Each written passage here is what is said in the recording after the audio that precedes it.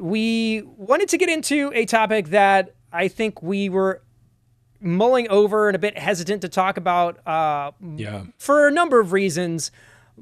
But it just kind of, as we're looking at this show and this channel, the topic that we're going to get into affects us directly and affects you guys directly as well. Yes. And so it was something that we weren't going to be able to not at least say something about. Yeah. And we're going to have to, we've done as good a job as we've ever done at avoiding the whole politics thing on this podcast. And we're going to do that here too. This is not a political conversation. It's just a business conversation. Yeah.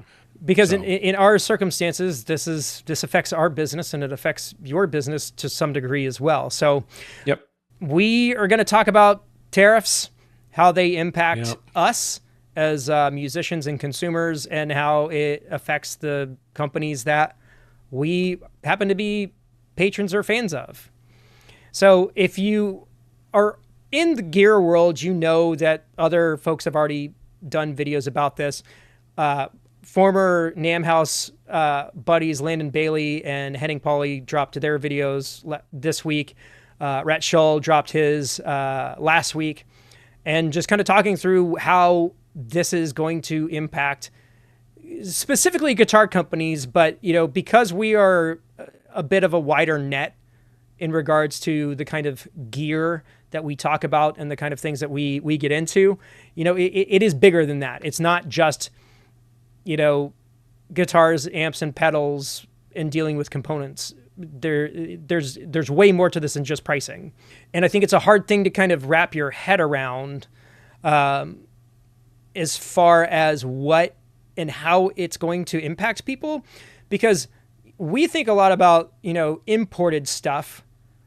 So companies like Shechter and Ibanez and, other companies that manufacture offshore. Behringer. Oh yeah. I mean, tons and tons and tons. But this is affecting American companies as well, because the cost of doing everything just went up. Yeah. It's not just the finished product. Components are almost all sourced overseas too. Yeah. So even if it's assembled in America, probably its parts were shipped in. Well, but even if every single main component is built in America, because I did just a cursory search, and you could 100% build a guitar that is 100% made in America, all the components. It can be done. Yep. And it's not necessarily prohibitively expensive to do so. But the things that you have to take into consideration is, what about the wire? What about the cardboard boxes that the guitars are shipped in? What about the cases? Most cases are not made in the States. What about the light bulbs that are in the assembly factories? What about the paper and the printer ink and just all of the stuff that it takes to run any sort of business like this? If this goes into effect, it's going to cause the cost of everything to go up. And we are no exception as far as, industries go. And we ultimately know that when the cost of everything goes up, the opportunities for performing go down. Yes. Because when there's less margin, entertainment is the first expendable thing to go. And so, that can look like a lot of stuff. It can look like fewer inquiries, which we have definitely been kind of touting. Yes. And the opportunities that are available are probably lower pay. So, it's just going to be an issue for everybody for the foreseeable future. And even though these things haven't taken effect yet, or they'll start taking effect and they'll get undone and there's a 90-day delay or whatever, the pricing's already been changing. I've got folks... No, it's priced into all kinds of stuff. Yeah, but specifically for guitar stuff. I have seen some price tags that have been put up on social media where it's an American-made guitar that retails for a certain amount of money, and then the price goes up, but then it's on sale. And so you're getting a discount for a guitar that 2 weeks ago cost one price and now costs $100 more than it did on a discount, but is on sale. Well, that's another thing we're going to see. I mean, you noticed how many things went up in price because of COVID supply chain disruptions and then never came back down, even though the supply chain got fine. Mm-hmm. We're going to see all that again too. Companies are going to use this as an opportunity to test new upper bounds of what they can charge, and then that'll be the new price. Yeah, that's going to happen. Talking about it, not talking about it, getting into it, not getting to it, it doesn't really matter. It's coming, and whether it ends up working out as a net benefit for whoever stands to benefit from this doesn't really matter in the grand scheme of things. And, it's going to change a lot of stuff for what we do as well. Because as I'd mentioned a couple of weeks ago, there's some reviews and stuff that I'm in the process of making. And the way that content creators tackle these kinds of products is going to be different. It doesn't necessarily mean you're going to see less product reviews, but you're probably going to see more long form reviews. So not necessarily like a 5-minute, here's what it does, here's how it sounds. Probably a lot, because the investment in whatever it is you're purchasing is so considerably, significantly higher than it would be. The amount of time and research and thoroughness of your buying experience will permeate into the kind of stuff that's being made in terms of reviews. Interesting. I hadn't thought about that. People need more information to make a more a higher stakes buying decision. Right. So interesting. I think what you'll see is typically when we do a scripted style product review, whatever, they clock in around 3 to 5 minutes because we're just trying to hit the high points and show the cool thing. That might get a little more granular. Get further into the weeds. Do you think that product manufacturers' spend on that sort of thing will go up? No. I could pretty confidently say it won't. Mostly because just in this particular industry, the pricing that they put into content in content creator reviews is lower than most other industries. So there's going to be a price per effort squeeze on content creators. Yeah. And I don't know if it'll necessarily, the cost or the pricing for paid reviews will change, but I think because everybody is realizing that there is a constraint on resources, that the number of them may decrease, the amount may stay the same, but the expectations may be higher on the creator end. Yeah. So this is going to be a much more involved situation than just base costs going up. I think you're going to see changes in a lot of other ways beyond just this is more and the reviews are coming in either way. Because you're gonna have to buy stuff. Strings and pedals and cables, and a gig comes up, you've got to get a particular kind of guitar. Now, it may mean that you don't look for new gear and you're looking in the secondhand market, but the secondhand market is also going to be affected by this. No, if there's new demand in secondhand market, that brings those prices up, and it makes it so that, last time I bought a car was right in the heat of that. There are no used cars anymore because for a while we weren't building any new cars. And so there was a big dip in the used market. And when I was shopping, it cost the same to buy a car that was 4 years old versus one right off the factory line. And so that was what I ended up doing. It's going to be the same kind of thing here. There'll be a real boom of demand in the used market that will have knock-on effects across the rest of the market. Yeah. So that's certainly coming too. The way that this is going to happen is it's going to feel like what we're talking about isn't happening for a while. Yeah. Because what companies are currently doing is they are ramping up production and shipping things as fast as they can to get in under the wire. And they will continue to sell at whatever price they can get for as long as possible before raising those prices. But it is a means to an end. It's going to, at some point, inventory is going to dry up, and the other parts of this kind of situation are going to take hold. Yes. And it's just a matter of time. Yeah. I think the other thing to think about, we touched on it just a minute ago, is if the macroeconomic environment leads to a drying up of opportunities for bookings, how do we as performers adapt to that? How do we survive in that?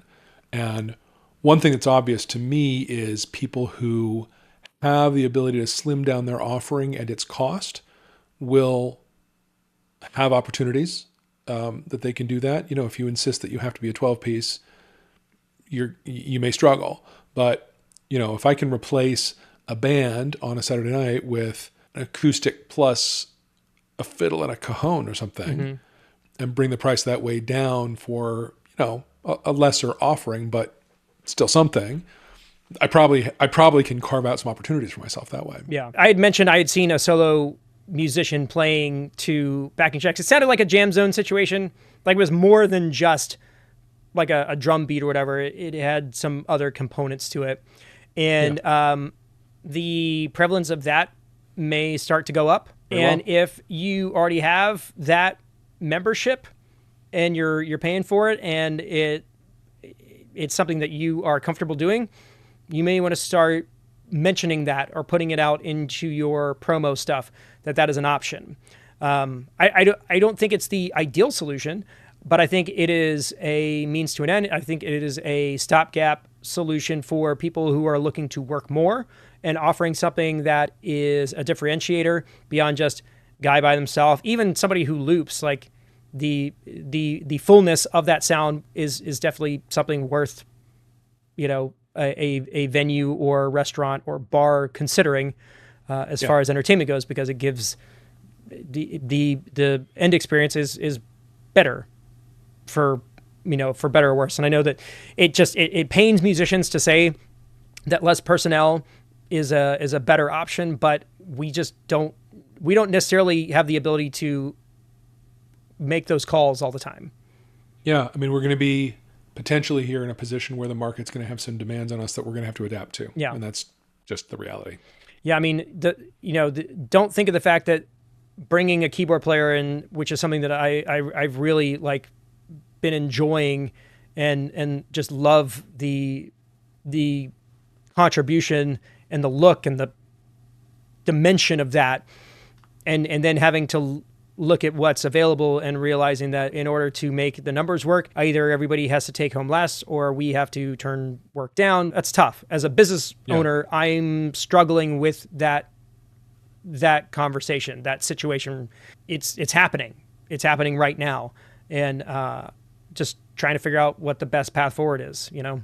Yep. Whatever ends up happening, whatever thing we end up facing, just go into it with your eyes open and know that stuff is going to change. And whether you like it or not, the only thing that you have control over is your whatever finances that you have to invest in whatever that you're looking to do as far as your business goes and your band and your gear, and what you can offer vendors as a product in the meantime that might be able to hit more competitive price points. Right. I don't necessarily love ending an episode on a note like this, but no, it's just kind of, it is what it is. Yeah. And we're going to, I'm reading things about how if those things really go into effect, here's the result. If they don't, here's the result. And none of it's good. Even if, at this point, even if they don't, there's been enough burned goodwill that perhaps the global economy starts to sidestep America entirely at some point. There's a lot of opinion pieces floating around that seem pretty dire. Yeah, and the other thing that we need to be aware of is that a lot of these American companies that you think are these monoliths are like 3 to 12 people all in. Yeah, right. And so, Fender and Gibson and Roland aside, you've got a lot of companies that, it's a full-time salary for less than 5 people, and all of this is going to affect them. It's affecting U.S. jobs, it's affecting U.S. products, and the perception of American products outside of America is also being impacted by this, unfortunately. Right. And it's got nothing to do with the quality of the product, the people who make it, or any of that stuff. It's just when a trade partner becomes hard to work with, most countries are going to look elsewhere. Yeah. And foreign consumers look elsewhere, right? It's not even, doesn't have to happen at the level of policy. It's just buying decisions. Yeah. I hope that whatever impact there is, it is as minimal as possible. But one thing I know for sure is we've been through stuff like this. We've been through pretty bad stuff, and we managed to get on the other side of it. And I don't think it's going to be a situation where Dan and I are like, well, we're closing in on year 2 and not much Still going on to talk about. Yeah. But here's the TV shows that we've been watching. So, it's not, it's not How's complete, your sourdough doing? Yep. It's not complete doom and gloom, but this is a business podcast as much as it is anything else. And this is going to affect business. So, yes, keep your head in a swivel and just be prepared and know that, whatever comes out of it, we'll make do, but it may just not be, it may not be the year that you anticipated. I know it sure isn't for us. Yep. And we'll just leave it at that, I guess. Turns out it's a good year to have foot surgery. Yes. Interestingly enough. Yeah. If this has already started impacting you, let us know about it. Coverbandconfidential@gmail.com. If this ends up being the repository for whatever hate mail that is coming our way, it's same address.